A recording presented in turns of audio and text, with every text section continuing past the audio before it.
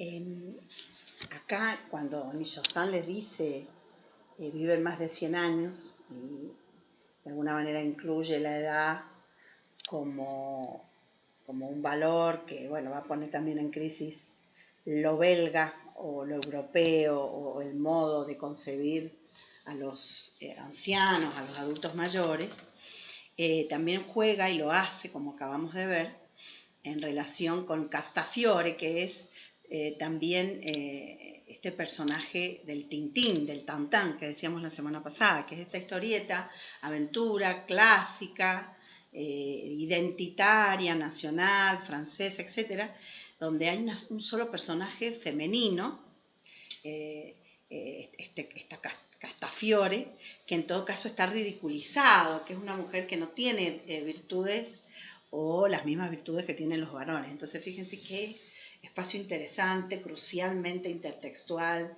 como toda la obra de Amélie Nothomb, especialmente asociada a los cuentos de hadas, a la historieta, a tradiciones bien profundas que también cruzan supuestamente lo infantil, ¿no?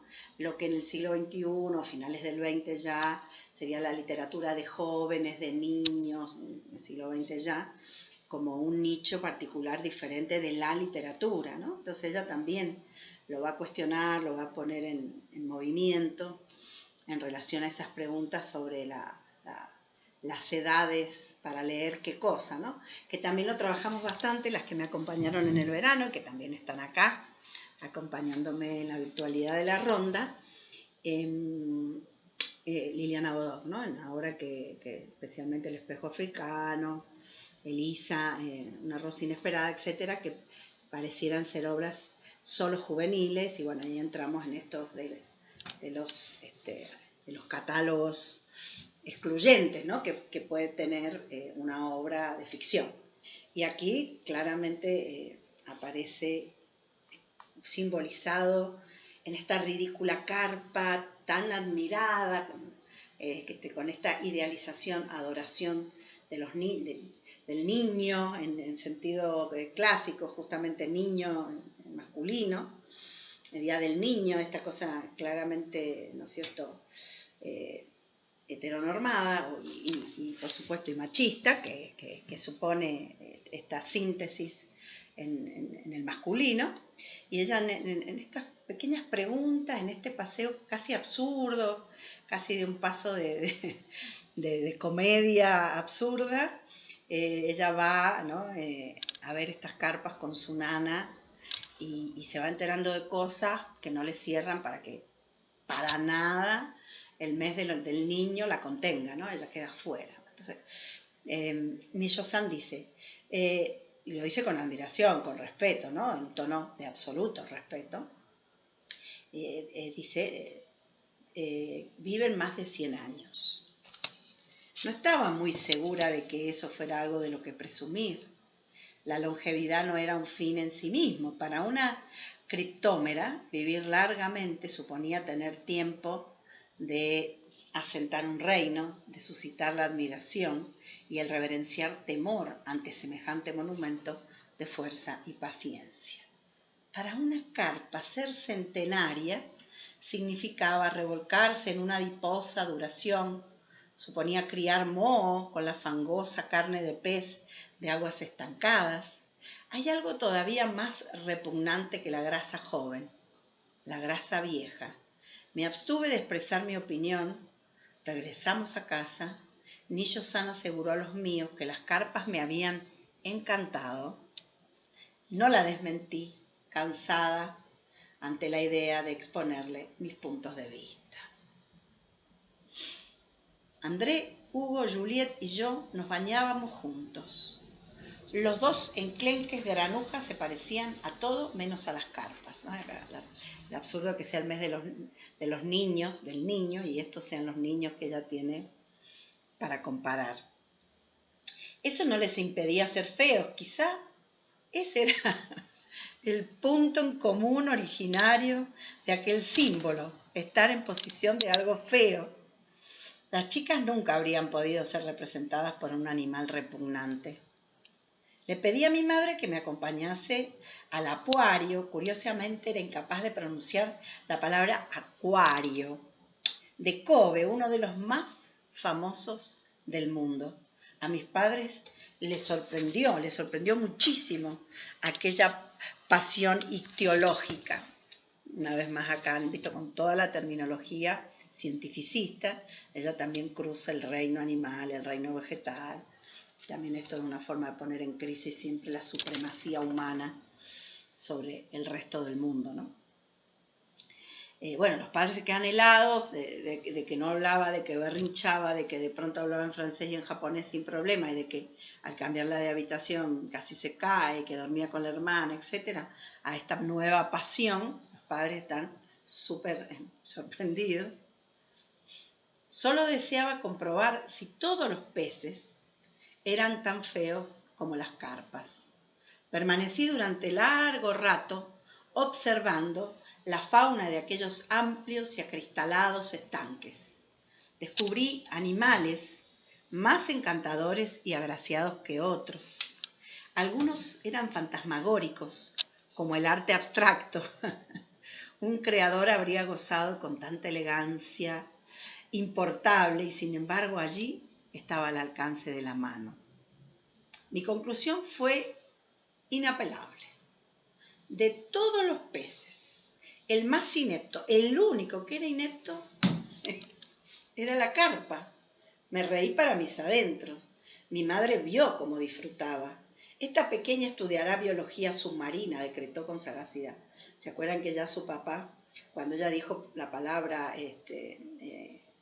aspiradora, que había sido ese gran momento de empezar a hablar, padre dice, va a ser una gran ama de casa, ¿no? Esa vocación, voluntad del adultismo, de determinarnos a partir, ¿no? de la primera infancia, primerísima infancia. Los japoneses habían acertado al elegir aquel animal como símbolo del sexo feo. Quería a mi padre, toleraba a Hugo. Al fin y al cabo me había salvado la vida, pero consideraba a mi hermano la peor de las molestias. La única ambición de su existencia parecía ser perseguirme. Lo hacía con tanto deleite que constituía un fin en sí mismo. Cuando me había hecho rabiar durante horas, ya daba por bien empleada su jornada. Al parecer, todos los hermanos mayores son así. Quizá habría que exterminarlos.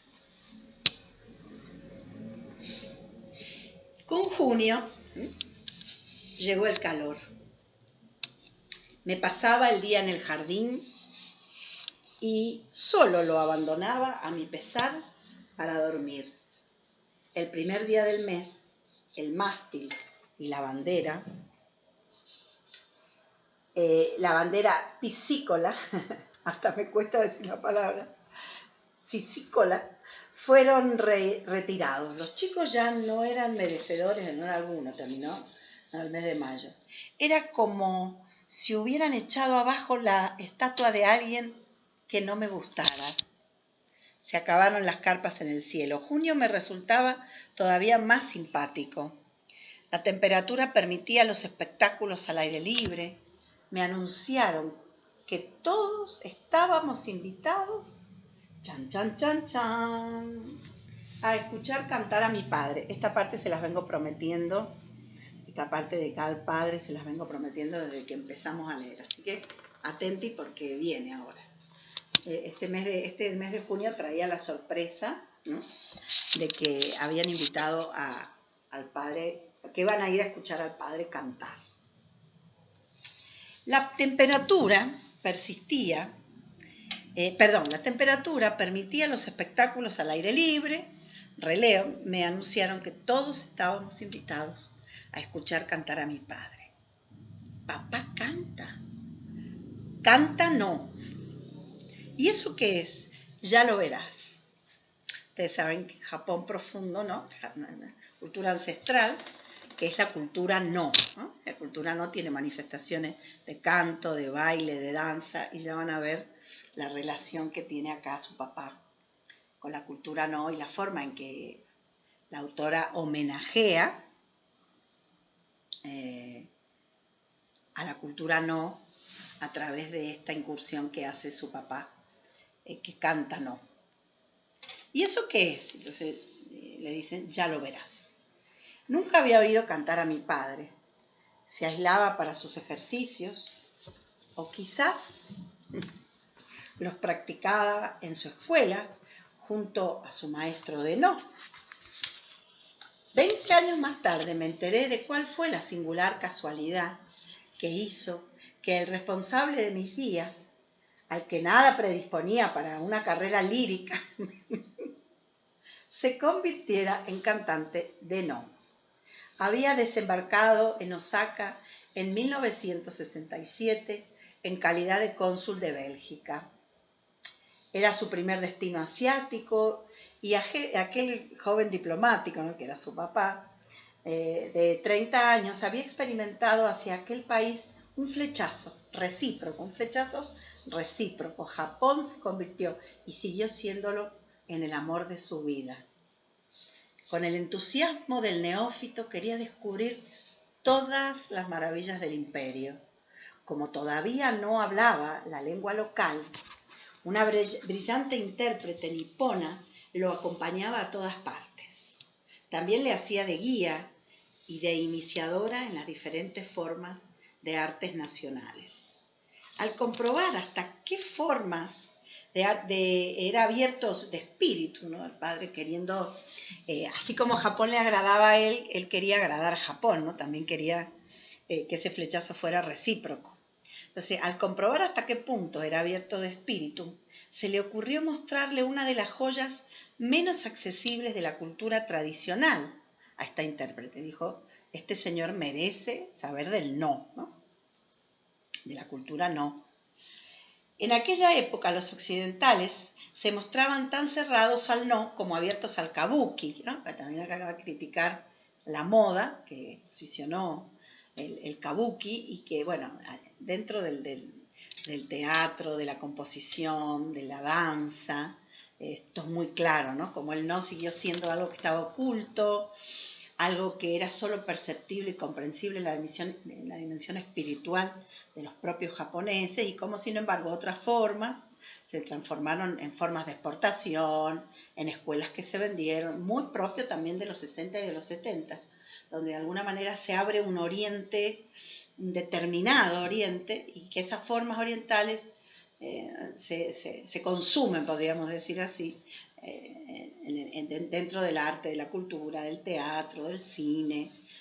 Bueno, y a nosotros los teatreros nos da mucha más risa porque recordamos muy bien el kabuki y del no, así como una nebulosa, porque no parecía ser una forma que se pudiera imitar, una técnica que se pudiera estudiar, ¿no? El no tenía que ver con algo secreto. Así pues le hizo visitar una venerable escuela de no del Kansai, cuyo maestro era un tesoro viviente, así parece que le dijo la intérprete.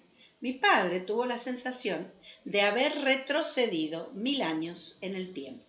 Aquel sentimiento se agravó cuando escuchó el no, una supuesta melodía, algo que decían esto, esta música, estos cantores, esto es no. De entrada pensó que se trataba de sonidos guturales procedentes de la noche de los tiempos. Experimentó el tipo de malestar hilarante que inspiran las reconstrucciones de escenas prehistóricas en los museos. Lentamente fue comprendiendo que se trataba de lo contrario, que se hallaba ante la sofisticación misma y que no existía nada tan estilizado y civilizado. De ahí a que le gustase, todavía había un trecho que no podía recorrer. Acá también aparece, que lo hemos mencionado, esta narradora tan comprensiva, ¿no?, que se pone eficientemente, amorosamente en el lugar del padre, que bueno, que tratando de agradar escucha unos ruidos, unos sonidos, algo de eso que uno va a veces a un museo y te dicen, mirá, esto es, mira, qué interesante, pero que realmente no se está comunicando, uno no lo está comprendiendo. De esta misma manera su papá, en este amor a Japón, escucha todos esos gritos, bueno, todos esos ruidos.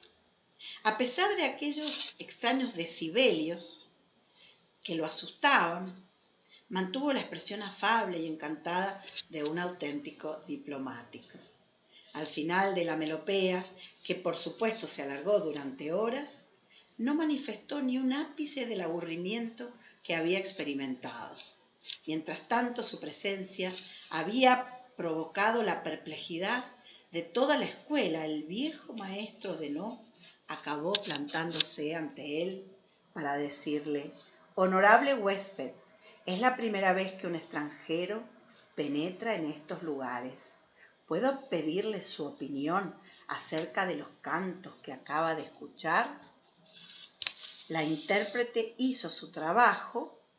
Confundido por la ignorancia, mi padre se aventuró a expresar amables tópicos sobre la importancia de la cultura ancestral, la riqueza del patrimonio artístico de aquel país y otras estupideces, a cual más conmovedora, ¿no? Como también una especie de pequeña burla a lo cursi, de lo cual Amélie también se burla en muchos libros, y la cursilería esta le produce muchísimo rechazo. Pero siempre en esta gama de lo sutil, ¿no? En esta gama de lo amable, de lo no confrontativo, no como un sentimiento o una psicología, sino como realmente un paradigma. Consternada, la intérprete decidió no traducir una respuesta tan tonta.